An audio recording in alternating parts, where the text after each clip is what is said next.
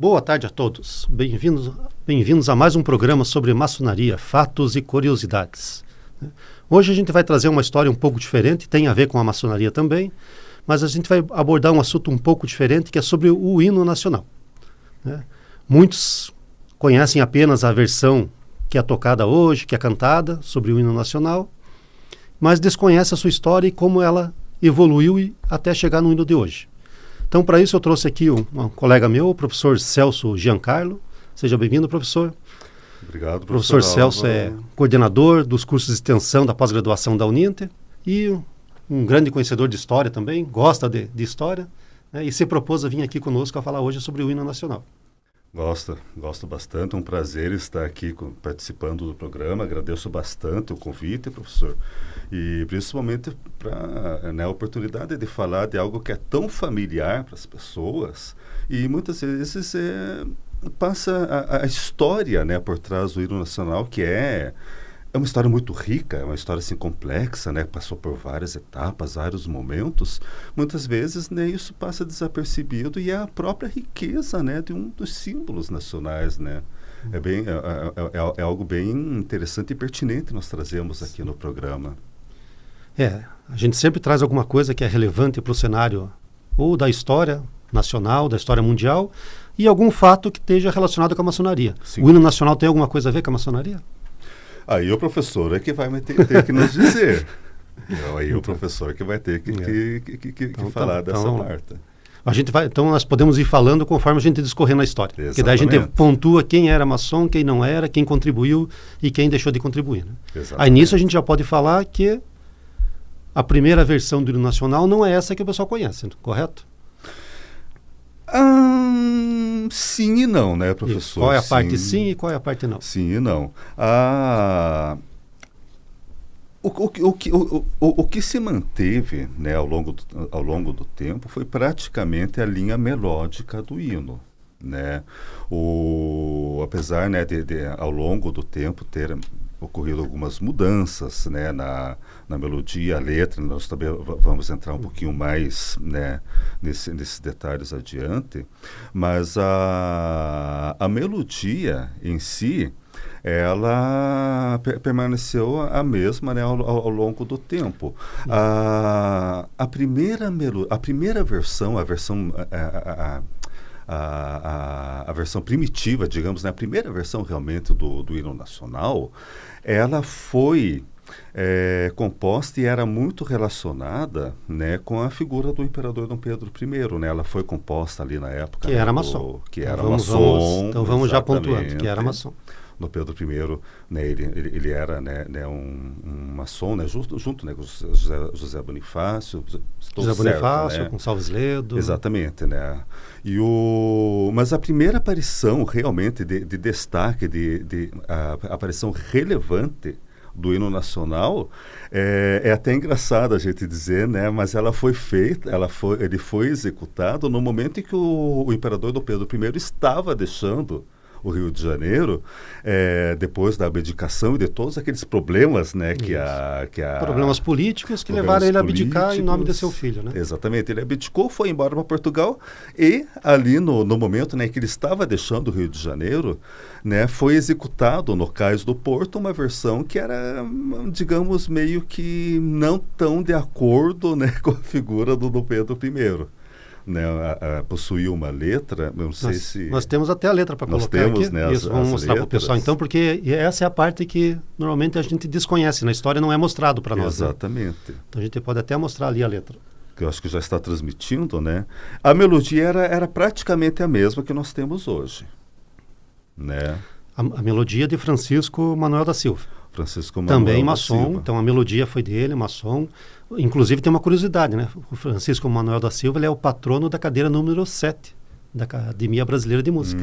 Exatamente. E Dom Pedro I, se não me engano, é a cadeira número 8. Porque Dom Pedro também era músico, né? Sim, ele era músico, ele era um compositor, apesar, né, das composições dele não terem, né, uma relevância hoje, mas ele era compositor, ele compôs outro hino também, que é o hino da Independência, da Independência, que algumas pessoas consideram, né, acham que poderia ter sido o hino nacional, mas não foi, né? Não houve, né, naquele momento a intenção, né, de usar aquela música. E essa, a letra que nós temos aqui em tela, é a letra que acompanhou a primeira versão do hino nacional, né? Então nós podemos ver, né, que não de forma escancarada, né, mas é uma letra bastante crítica, né, à figura do Dom Pedro I. Já na primeira frase, né, os bronzes da tirania. Já no Brasil, não... O queijo, não se ouve mais. Os monstros que o escravizavam já entre nós não vicejam. Então é uma crítica realmente à figura, né, ao desempenho político, né, que o Dom Pedro I teve, né, naquele momento, que desagradou muito, né, a classe política, né, ao povo na época. E então essa primeira versão do hino nacional, com essa letra, ela foi executada, né, justamente assim como uma despedida, uma desforra, digamos assim, né, do Dom Pedro I. Exato. Bem no dia que ele foi embora mesmo, né, que ele saiu do país. E ali você vê na penúltima estrofe ali, ó, desde o Amazonas até o Prata, que naquela época o Brasil ainda era composto pela Cisplatina. Província Cisplatina. Então era desde o Amazonas até o Prata. O professor sabe a origem da melodia dessa primeira versão? Não sei. Quem escreveu não sabemos. Desconhecido mesmo. É desconhecido. A melodia, então, isso é bem interessante. Essa melodia que nós temos no hino nacional é de autoria desconhecida. Não, a melodia... não. A letra, você está falando. A melodia, não. Não, a melodia é do Francisco Manuel da Silva. Desculpa, perdão. A melodia, a letra, ela é desconhecida. Porque a melodia, ela remete desde a independência, quando ele compôs. Que também era uma das propostas de ser uma música para a independência do Brasil. Exatamente. E aí vai progredindo até virar o hino nacional. A melodia não, a letra, a autoria, ela é desconhecida. Muito provavelmente, né, deve ter surgido, né, como nós temos outros casos, né, de origem popular, ficou e adaptou-se, né, para a letra.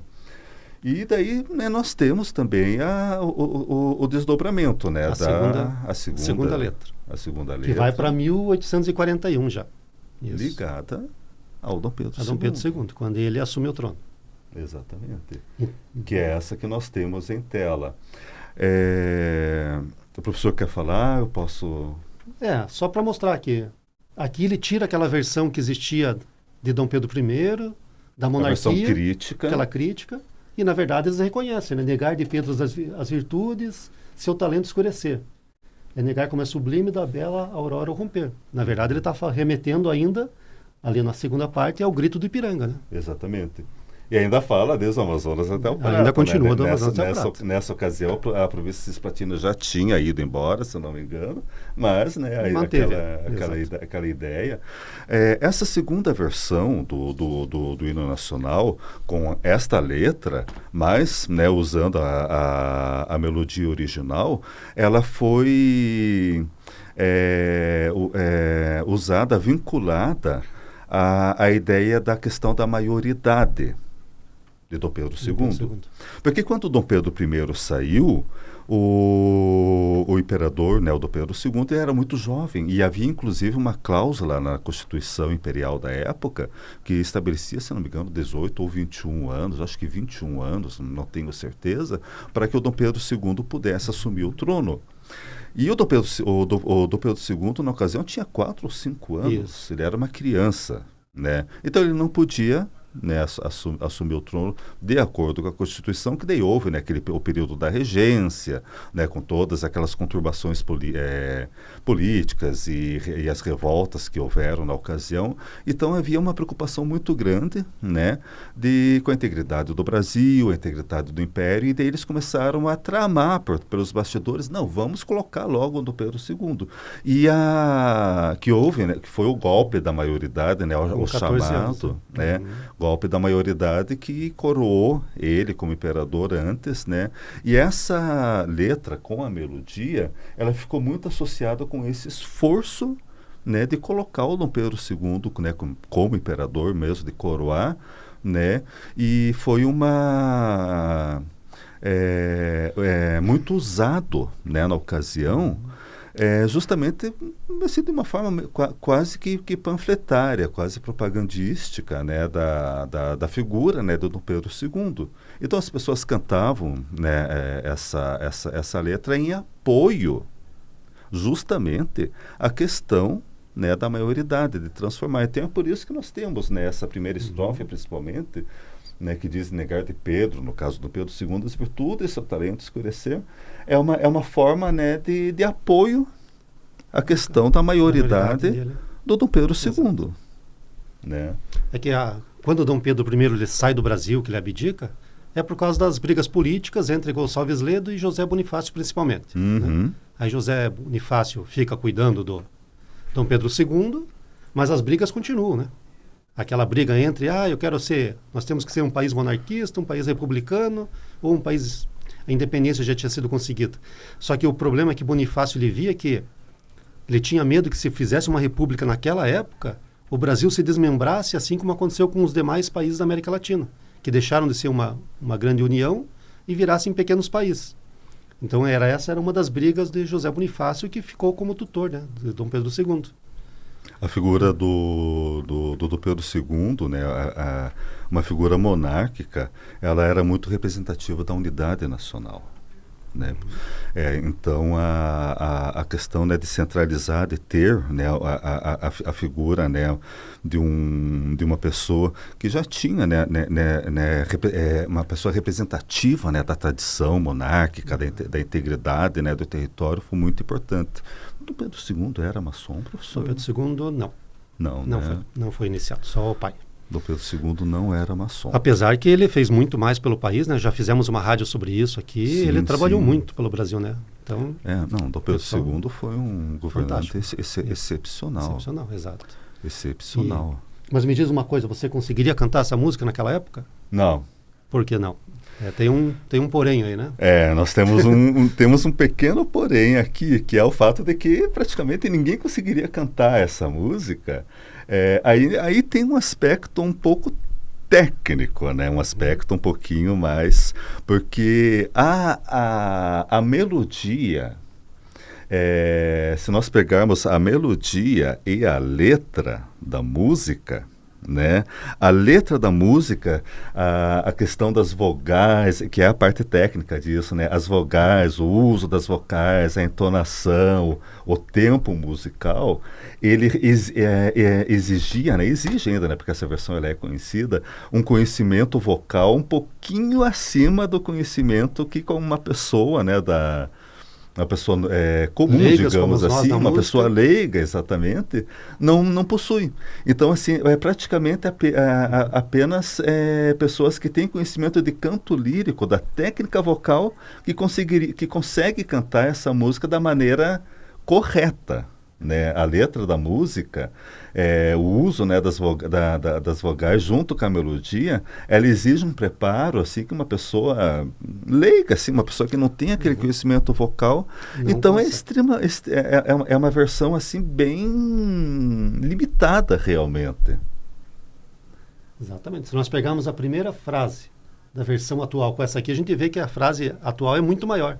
Exatamente. Então a pessoa tem que se estender ali para conseguir caber dentro das notas, né? Exatamente. As vogais, então não era qualquer um que cantava. Não era. As vogais, elas exigem, nessa versão aqui, uma modulação para corresponder às notas da melodia que não participariam, não é algo fácil, né, da pessoa compreender. Então isso tem, né, uma certa limitação dessa versão. Exato. E era por isso que não era uma versão que era muito cantada. Até então as versões eram somente tocadas, né? Somente a melodia. Ninguém cantava. Somente e isso aí vai durar até a República, praticamente. Praticamente até a República. Porque com a República eles querem apagar os heróis nacionais, todos os símbolos nacionais. Exatamente. Antigos. É interessante, apenas antes, né, de nós passarmos para a República, para a era republicana, o hino, nós estamos falando de hino nacional, porém, na época, ele não era reconhecido como hino nacional.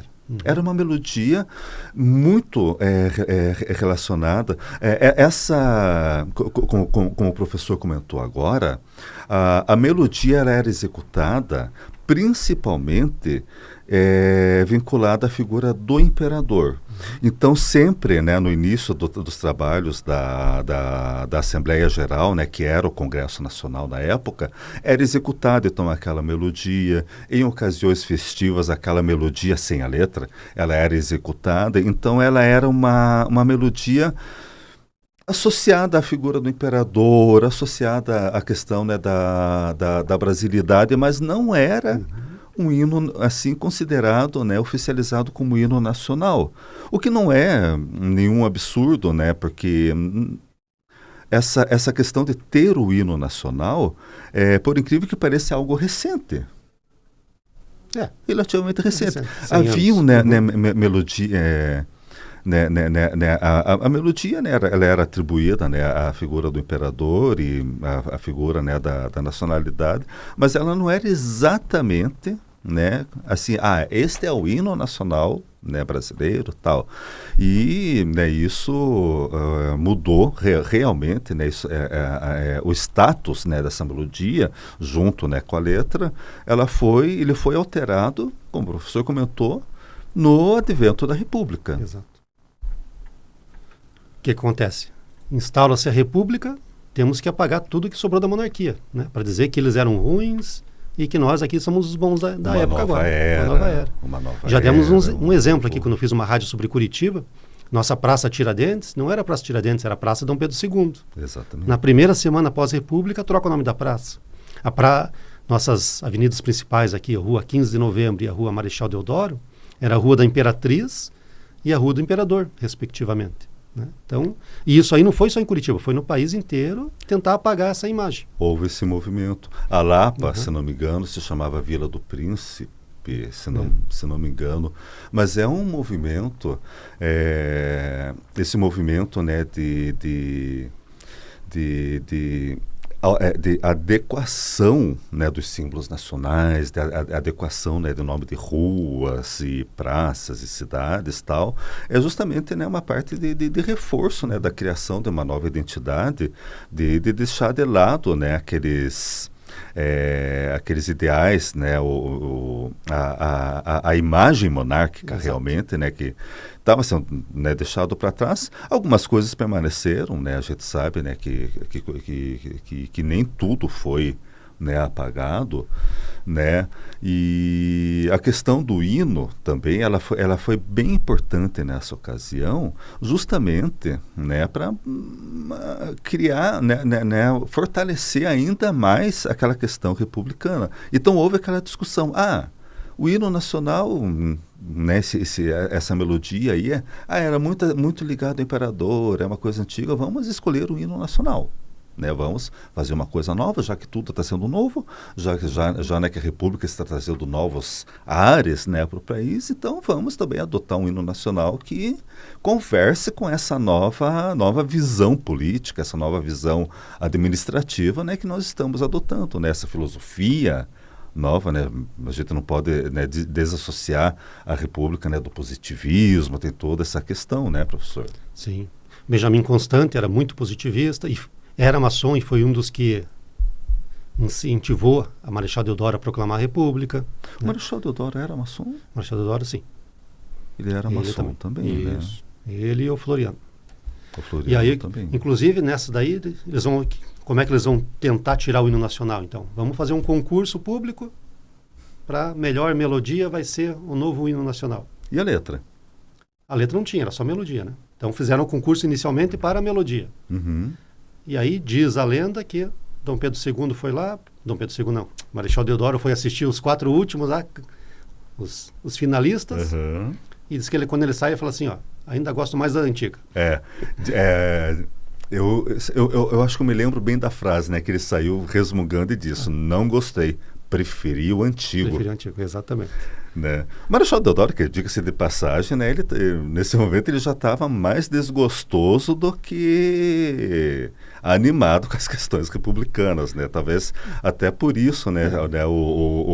O resultado do concurso, né? Na verdade, ele era amigo do Dom Pedro II, ele não queria proclamar a República. Tem toda, né, uma história. Praticamente um golpe ali, né? Não, um golpe para ele fazer o golpe, né? Eu digo um golpe para ele fazer o golpe. Para ele, que é uma história bem interessante, exato, né? Assim, bem curiosa, diga-se de passagem, né? Já falamos aqui também sobre isso. Já foi comentado. E, inclusive, o Marechal Floriano também. Ele fala assim sobre o hino, que o pessoal, não, temos que tirar esse hino. Ele diz, mas quando nós tocávamos esse hino lá na Guerra do Paraguai, não era a imagem do imperador que nos remetia, não era a imagem da monarquia, não era a imagem de Portugal, era a imagem da nossa pátria. Então não tem por que trocarmos realmente a melodia. Né? Então o Marechal Floriano também falou isso. Exatamente. Não havia essa motivação para eles. Era mais os outros partidos, mais os que queriam trocar a música, a melodia e tudo demais. Então esses... digamos assim, as principais figuras, né, do movimento republicano, né, algumas das principais figuras, eles ainda estavam, né, preocupados, né, em manter a melodia, né, do hino nacional, né, como um símbolo realmente do Brasil, não de um regime, né, que estava findado. E daí houve, né, esse concurso, foi realizado esse concurso, né, pessoas, se não me engano, foram 20 e poucas... 29 composições. 29 composições. E os críticos musicais da época, eles foram bem críticos, digamos assim, de passagem, né? Porque as peças que foram submetidas ao concurso, elas eram peças assim de baixíssima qualidade, né? Então a preocupação né, das pessoas que estavam, né, participando, né, ali da seleção das músicas, ela meio que passou da questão, né, da representatividade nacional para a qualidade realmente, né? Inclusive um dos críticos falou, meu Deus, mas essas músicas parecem mais peça de dança, né, do que um hino, né, que represente né, o Brasil. E o Marechal Deodoro, né, quando como foi comentado agora, eu acho que ele também meio, né, que assim, se sentiu... Não sentiu, né, assim, digamos, uma grande convicção na escolha, né, de um novo hino, e vamos ficar contigo mesmo. Mesmo tendo um prêmio muito grande, né? Na época o prêmio era de 20 conto de réis, 20 milhões de réis. 20 contos de réis. Quanto que isso dá em dinheiro atual, professor? Segundo o pessoal que mexe com dinheiro antigo, daria em torno de 500 mil reais hoje, o prêmio. 500 mil reais, que era o prêmio... Para quem tivesse a música, a letra, a melodia escolhida. A melodia escolhida.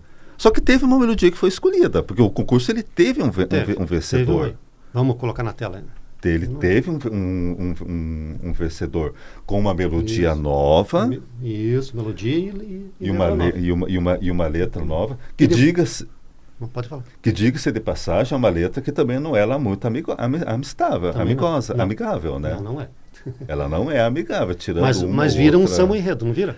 Vira um samba enredo. Mais tarde ela vai virar o hino da Proclamação da República, como está na tela ali.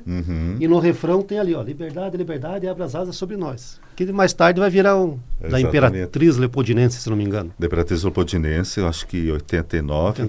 Que foi... o samba enredo, né, dentro da... Que era os 100 anos da República, e eles fizeram utilizando essa música, que que depois virou o hino da Proclamação da República. Mas como um prêmio de consolação, né, porque ele tirou o primeiro lugar, né, no concurso. Aliás, ele é um hino muito bonito, né, ele é a melodia, ela é muito bonita, a letra, apesar de não ser uma letra muito fácil, assim. Nada fácil. Mas, né, aquela coisa, não houve, né, uma vontade, né, política, né, eles não gostaram, vamos ficar contigo mesmo. E daí, e o que vamos fazer com esse hino? Transforma-se em hino da República. O autor do hino, ele ganhou o prêmio? Não, a história não conta. Não conta, provavelmente, né? Provavelmente deve ter ganho, né? Talvez, né? Não houve. E daí esse vencedor do concurso do novo hino foi transformado em hino da Proclamação da República. Permaneceu o hino antigo. Tinha letra? Ou era só melodia? Não, ainda era só melodia. Era só melodia. Só melodia. E aí o que vamos fazer? Um novo concurso. Um novo concurso para escolher a letra. A letra para aquela melodia. Daí pelo menos definimos. Vamos manter a melodia do Francisco Manuel de Silva e fazemos uma letra nova. Uma letra nova. Esse novo concurso, se bem me lembro, ele estava relacionado também com a... Mas isso anos depois. Isso já foi em 1906 ou mais.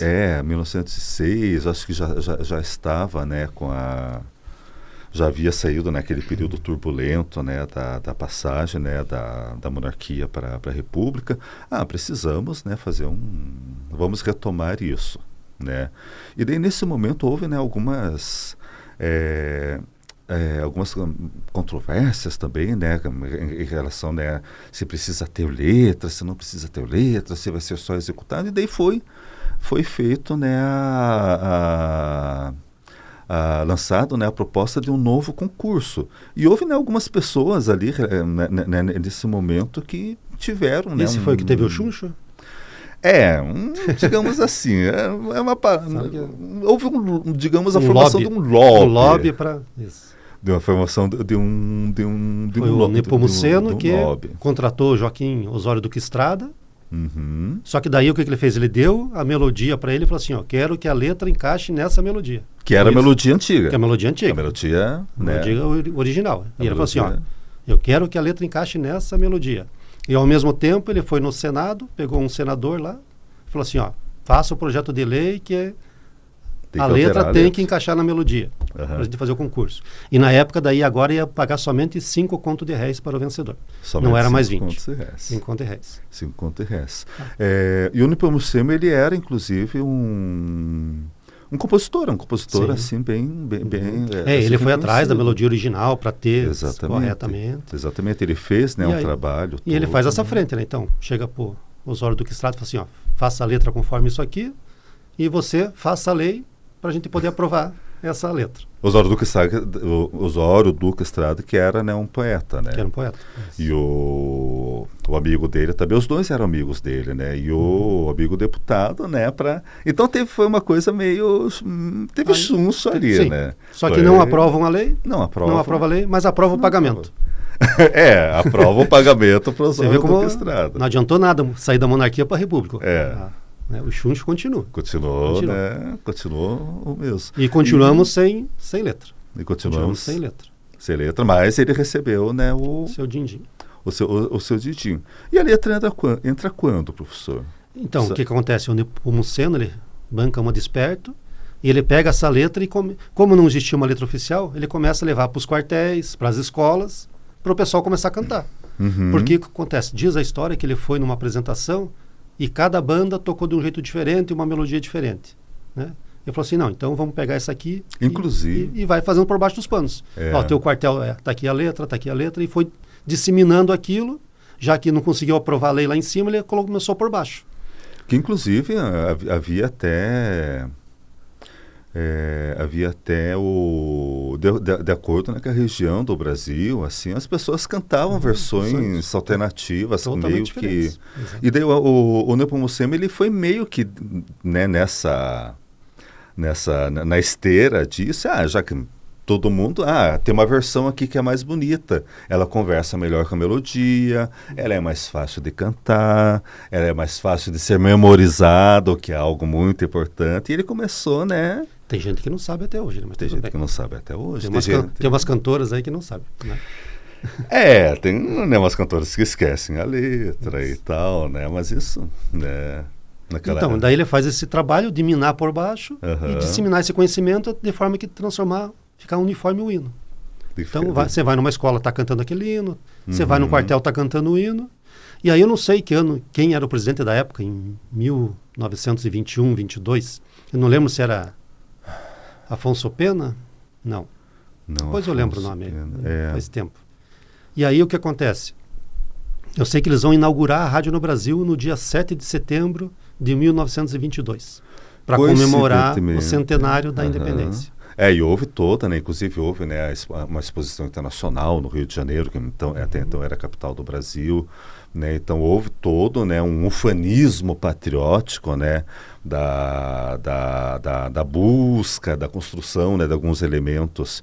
Porque, bem ou mal, quando caiu a monarquia, né, com aquele movimento, né, de reconstrução, houve muita da perda, né, assim, do que é, quais são os símbolos nacionais, o que é, o que não é, né, que tem a controvérsia, né, da figura do Tiradentes, né, que até hoje, né, volta e meia, né, surgem, né, algumas controvérsias a respeito. Não era maçom. Que não era maçom, mas que existiu, né? Então, né, essa busca, né, da reconstrução realmente da identidade nacional, né, recaiu novamente, né, em cima da questão do hino nacional. Né? Então, vamos inaugurar a rádio. Qual que tem que ser a primeira música a ser tocada? É o hino nacional. E qual é o hino? Não temos. Não temos hino nacional. E aí o nosso amigo vem e fala assim, não, mas todo mundo está cantando essa melodia aqui, essa letra. Que é bonitinho, é fácil. Então manda para o Congresso. Aí o Congresso aprova em cima da hora. Nosso amigo ganha mais 5 contos de réis, ou seja, ganhou 10 contos de réis, 250 mil reais hoje, e vira a nossa letra oficial. Exatamente. Isso em 6 de setembro de 1922. 6 de setembro de 1922. Então, esse hino nacional que nós temos hoje, ele foi, digamos, oficializado de uma forma alternativa, diga-se de passagem, né? A figura do Alberto Nepomucemo, né? Com a vontade, né, digamos assim, a gente pode dizer, né, que foi uma vontade pessoal dele, né, uma motivação pessoal, né, de que fosse adotado, né, aquela letra, e foi apresentado, né, aquela letra junto com a melodia, né, na inauguração do rádio, da rádio no Brasil, junto com as comemorações do centenário da independência, né, junto com a busca, né, do reforço, né, dos símbolos nacionais, acabou, né, sendo adotado então dessa forma, né, realmente como o hino nacional brasileiro foi instituído. E claro, né, que depois disso, né, houve, né, umas 3 ou 4 constituições diferentes, né, houve daí a adoção realmente, né, da lei, né, que rege os símbolos nacionais, e ficou, né, consagrado, né, essa melodia. A letra de Joaquim Osório Duque Estrada e a melodia Duque Estrada, né, do Francisco Manuel, que era amigo, né, do Nepomucemo, que foi o grande promotor. Então é interessante a gente ver toda a trajetória, né, que houve desde lá do início, né, lá em 1821, 1822, quando houve, né, a independência, né, havia a melodia que, né, foi apresentada, digamos assim, na sua forma pública como uma crítica ao imperador Dom Pedro I.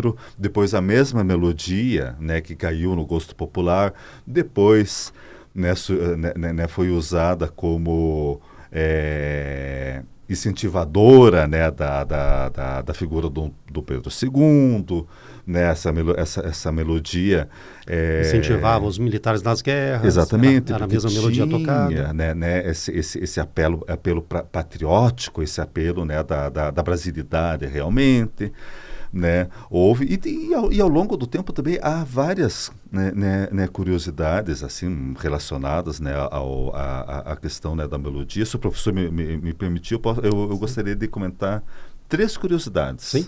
Posso? A primeira curiosidade, assim, né, além de todas essas, né, que nós comentamos agora, né, inclusive da questão do chuncho, né, que houve, né, na adoção do hino nacional, né, uma das primeiras curiosidades que nós temos a respeito, né, da melodia é que no regresso das tropas da Guerra do Paraguai, havia um compositor norte-americano, cujo nome, infelizmente, eu não vou conseguir me lembrar agora. Ord Smith, algo assim. É um compositor assim que não, ele acabou meio que sendo perdido na história. Mas quando houve o regresso quando a Guerra do Paraguai, né, foi encerrada, né, houve o regresso das tropas para o Rio de Janeiro e tal, o imperador Dom Pedro II recebeu, né, essas tropas. Esse compositor, que estava radicado no Rio de Janeiro, ele era amigo, ele compôs uma obra sinfônica intitulada Marcha Triunfal Brasileira. E essa Marcha Triunfal Brasileira, nossa, é uma grande pena que eu não vou lembrar o nome desse compositor. Mas essa composição, ela foi executada, né, em praça pública, como dentro das festividades, né, da comemoração da Guerra do Paraguai, né? O Brasil, né, saiu vencedor, né, da Guerra do Paraguai, e naquela noite ali houve, né, a execução, e era uma execução realmente triunfal, né, porque tinha acompanhamento de canhões, tinha acompanhamento de 2 ou 3 bandas marciais, né, uma orquestra, e há relatos, né, na ocasião, que a gente não sabe exatamente o que isso significa, mas que Dom Pedro II entrou em uma espécie de êxtase patriótico ouvindo aquela composição. E também, né, há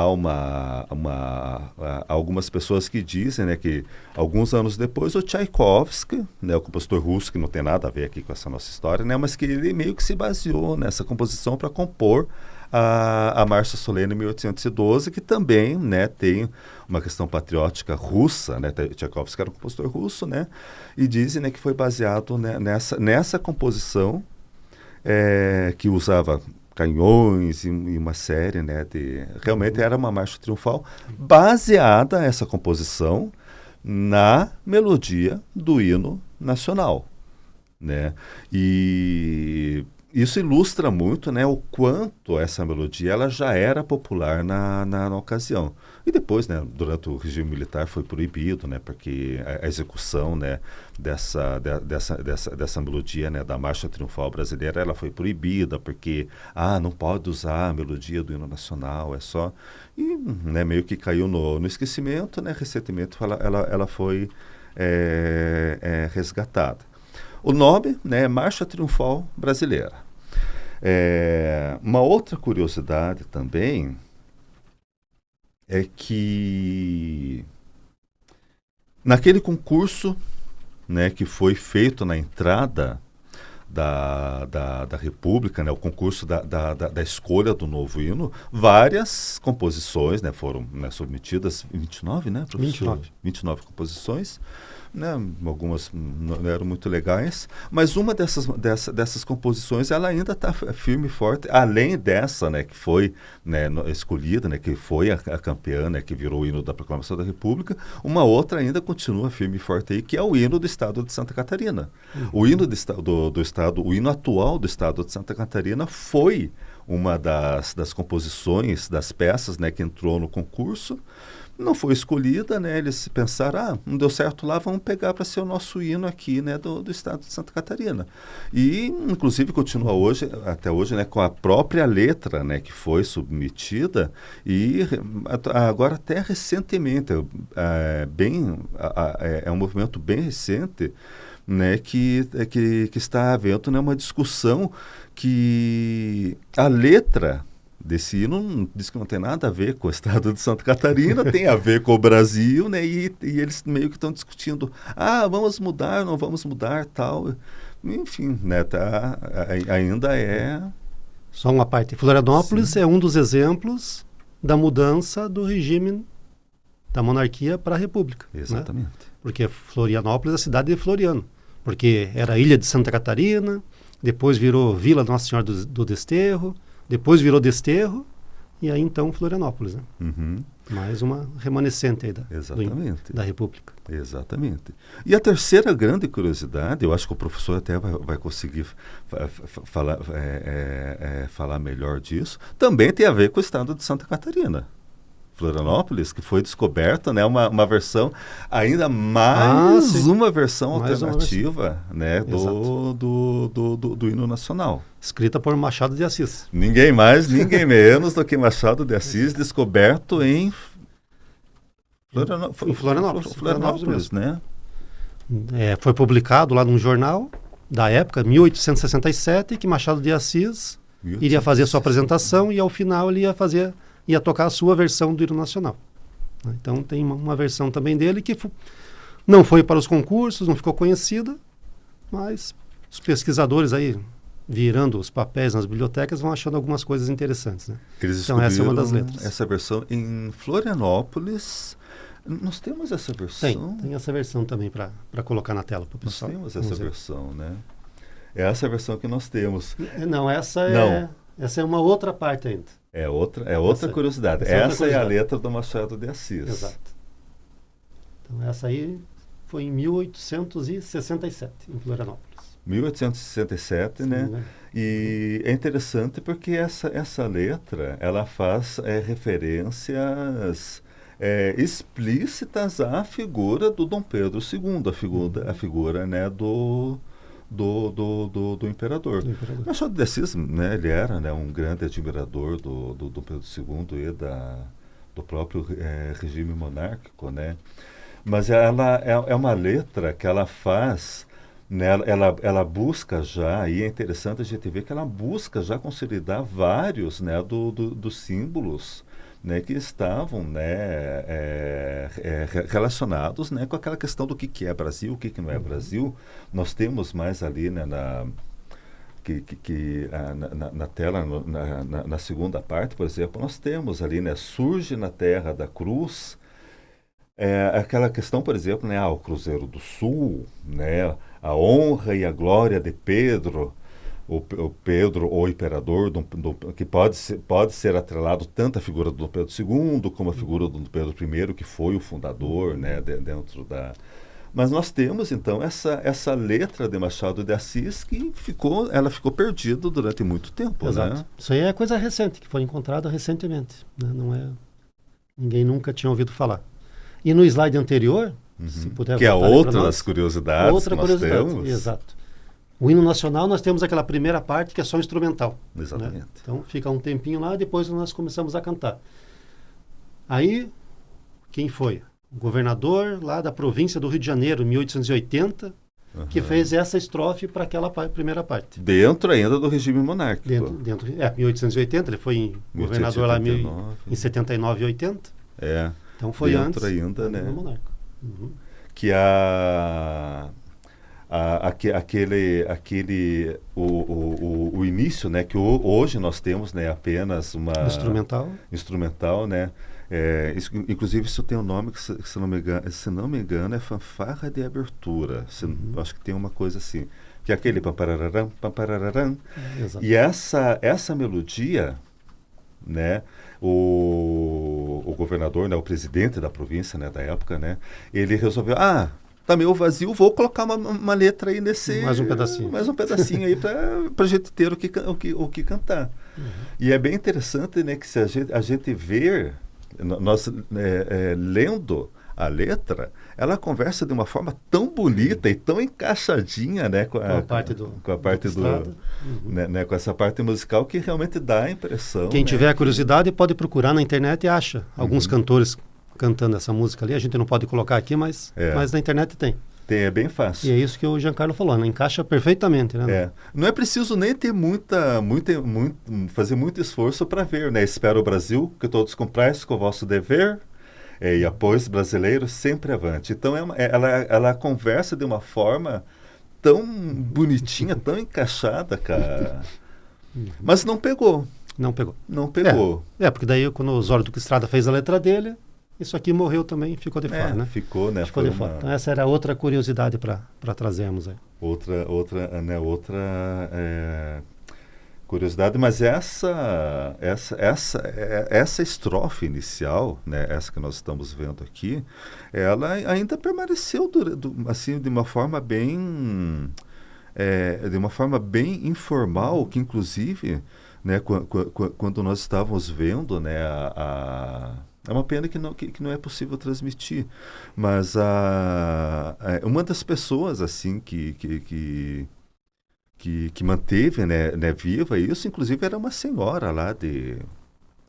Há na internet, né, um vídeo dessa senhora dizendo, não, mas a gente cantava isso quando a gente era criança, já, assim, década de 30, 40, né?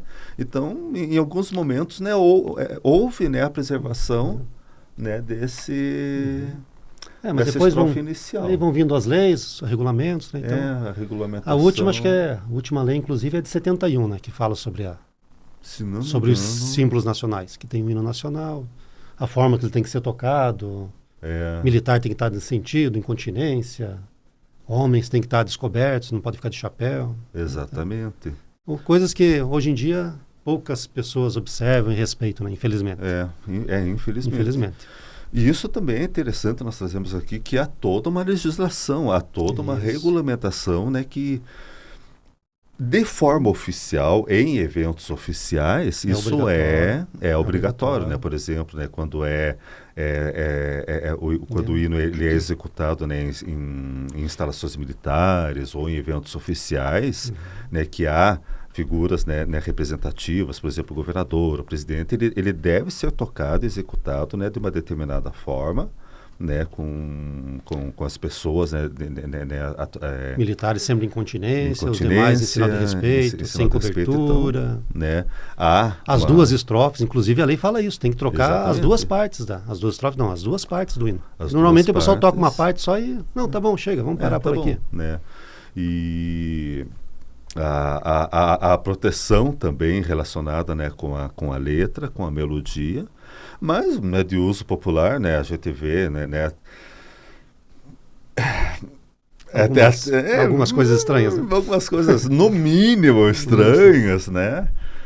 Assim, algumas execuções totalmente esdrúxulas do hino nacional, né? Assim que, bem ou mal, é um dos símbolos, né, que nós temos. É um dos símbolos nacionais, né? É um dos símbolos nacionais, né? Se ele, né, então, deveria vamos falar um pouquinho da maçonaria. Na maçonaria, nós temos sessões que nós dizemos que são sessões ordinárias, para tratar de assuntos comuns, e sessões magnas, né, que são sessões mais importantes. Então, toda a sessão magna, nós cantamos o hino nacional com a presença do pavilhão nacional, né, conforme fala a lei. De acordo com a lei. De acordo com a lei, né? Sempre se canta o hino nacional com a presença do pavilhão nacional. Então, sempre, na entrada e na saída. E a maçonaria, né, assim, a relação, né, além de ser executado, né, o hino nacional, e além também, né, de ter tido todas essas personalidades, né, que foram mencionadas aqui, dentro, né, dos ritos maçônicos, há ainda outro momento em que o hino nacional ele entra, assim, qual que é, além, né, dessa execução, qual que é a relação, assim, da maçonaria com... A maçonaria, ela é nacionalista, né? Você tem que preservar pelo seu país. Esse é um dos nossos regulamentos. Apesar de ser universal, então, eu sou brasileiro, preservo pelo Brasil. Você é americano, preserva pelos Estados Unidos. E assim por diante. Mesmo ela sendo universal, então cada um vai respeitar a sua pátria. Sim. No início. Então, dentro dos nossos regulamentos, foi instituído que sessões, como eu falei, magnas, são sessões mais representativas. O Giancarlo vai lá nos visitar e vai receber uma condecoração nossa. Então, isso para nós é uma sessão magna. Nessa sessão vai ser cantado o hino nacional. Nós vamos fazer a entrada do pavilhão nacional. No final, vamos cantar o hino da bandeira também, né? Então, sempre tem esses regulamentos nossos. Para quem está nos assistindo, está nos escutando, pode procurar na internet. Algumas sessões aqui no Paraná, sessões da Independência, sessão de Duque de Caxias, elas estão sendo gravadas e disponibilizadas na internet. Por quê? São sessões abertas. E lá vocês vão poder ver.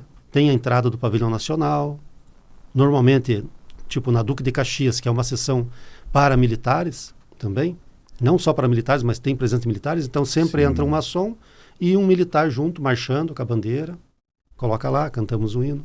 Então sempre tem esse respeito à pátria, aos símbolos nacionais. Não podemos fugir disso. Muito interessante. Isso é promovido, então, dentro, né, do... E desde as ordens mais jovens, né?